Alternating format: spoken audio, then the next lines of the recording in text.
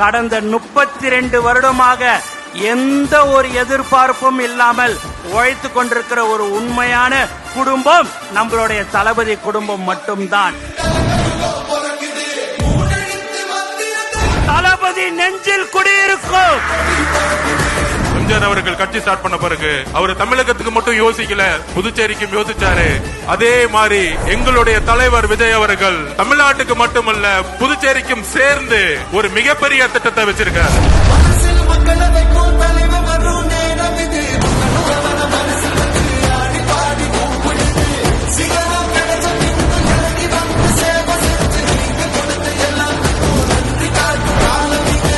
என் நெஞ்சில் குடியிருக்கும்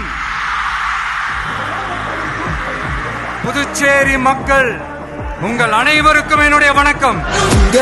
உங்க விஜய் உயிர் தமிழ்நாடு மாதிரியே புதுச்சேரி மக்களும் என்ன கிட்டத்தட்ட ஒரு 30 வருஷமா என்ன தாங்கி பிடிச்சுக்கிட்டு இருக்கிறீங்க. நான் மறுபடியும் சொல்றேன், இந்த விஜய் புதுச்சேரி மக்களுக்காகவும் எப்பவும் துணை நிற்பான். நமக்காக வந்தவர் எம்ஜிஆர், அவரை தமிழ்நாட்டில் மிஸ் பண்ணிடாதீங்கன்னு நமக்கு அலர்ட் பண்ணதே புதுச்சேரி தான்.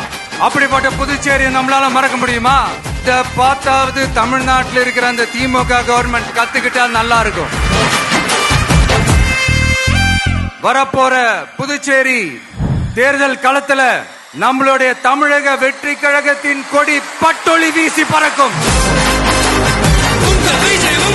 கான்பிடண்டா இருங்க, நல்லதே நடக்கும். வெற்றி நிச்சயம்.